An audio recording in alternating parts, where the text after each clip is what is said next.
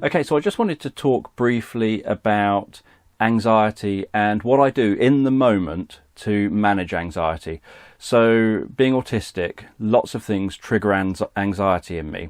I get anxious from sensory overload, so if things are too loud, if things are too bright, if there's too much chaos going on, so like too much movement of people going everywhere in front of me, or too much movement, anything like that.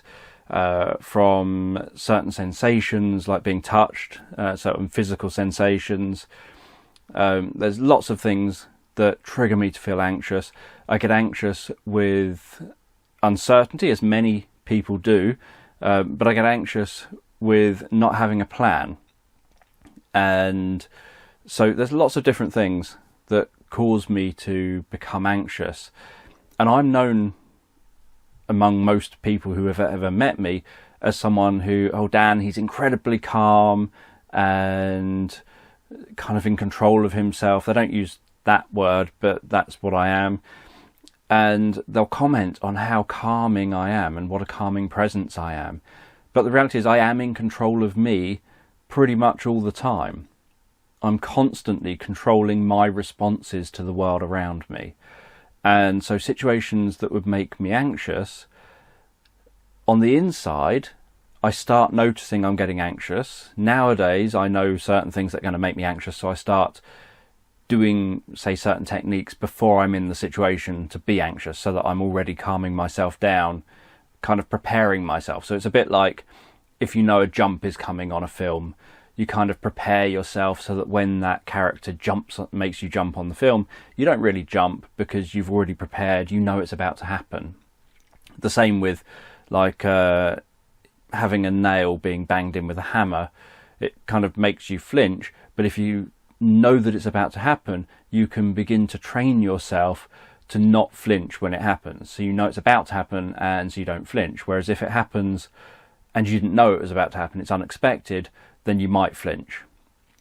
So the two techniques that I'll mention here, one, they're both kind of linked and I do them both normally at the same time. One is zoning out and going inside my own mind. So I kind of detach from reality. It's kind of a mindfulness thing, and I learned it when I was a child, long before knowing about meditation or anything like that. That if you detach from everything, if you kind of zone out, so you defocus your eyes so that nothing at all is in focus around you, and you kind of go inside your mind a little bit. So you're not going inside like into some visual imagery or anything like that. You're just kind of zoning out from the world around you and letting yourself be just inside your head a bit. I don't know how else to describe that. It's just kind of, it's something you do. A bit like if you ever listen to my hypnosis tracks or sleep stories, there'll be a point quite early on when you're not necessarily in a visualization. So say you've got your eyes shut, everything's just black. You're not in a visualization or anything, but you've kind of zoned out from reality. Reality's going on, but it's not really bothering you. And that's the kind of state that I enter. So if there's a distraction, I don't instantly think, oh, what's that? I'm kind of zoned out and in my own head more than I'm outside my head in the sort of real world. And by doing that, it stops all the sensory input from bothering me. I'm essentially just being mindful. I'm being present and in the moment. I'm not attaching to anything that's coming in. So I know that certain things are causing me pain, like the bright lights or whatever, but I don't interpret it as pain. I just interpret it as there's just sensations occurring around me. And a bit like with mindfulness, if you're mindful and say you've got a broken arm, when you pay attention to your arm, if you're being mindful, you're not going to pay attention to the thing, ow, my arm hurts, there is pain. What you do is you pay attention to your arm and think there are sensations in that arm. There is warmth there, there is a bit of pressure there, and you're aware of sensations, but you don't attach to anything. You don't give it any meaning or judgments. You're just present and in the moment. You're not looking to the past or to the future.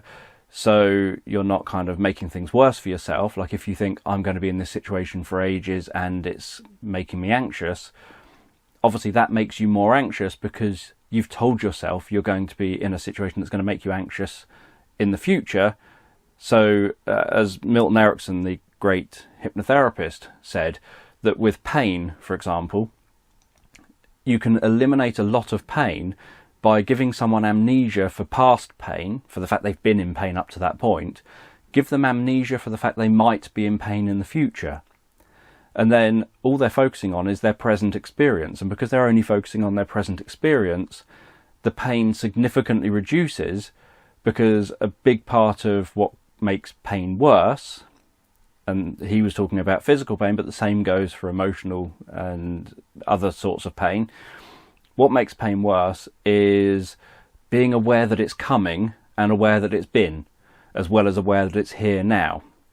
So people have had that where you expect, say you're having an injection in your arm, you're expecting that it's going to hurt, so you tense up, and that causes it to hurt more, and you start kind of psychologically imagining the pain. Or you watch someone, say, having a tooth pulled out on TV, and as they're having their tooth pulled out, you're kind of go, oh, because you kind of feel it, because you're imagining what that would be like to happen.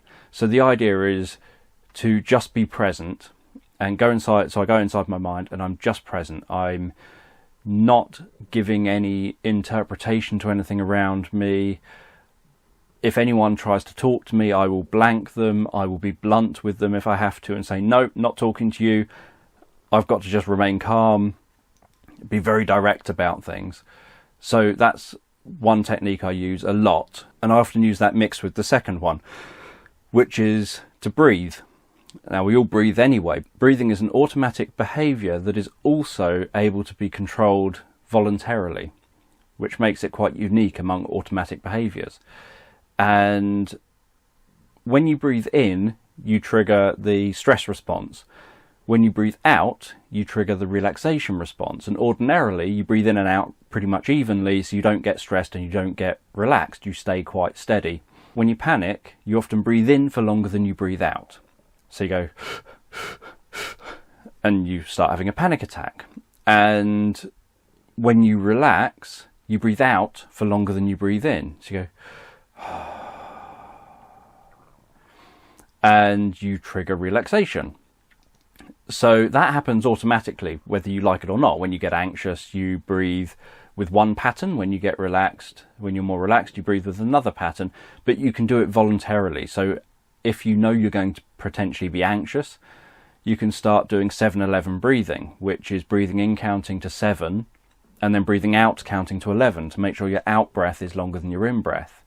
And I'd recommend slumping and slouching your shoulders and your arms beside you so that there's no tension. Your arms are hanging free, so if you wiggled your body like I'm doing now, your arms would just flop and slap against your side. You're just literally letting them hang there, because if you don't have tension in your body, you're not kind of feeding the fight, flight, freeze response, and instead you're just saying, I'm relaxed and I'm going to remain relaxed. So you're taking control of yourself rather than letting the world around you control you.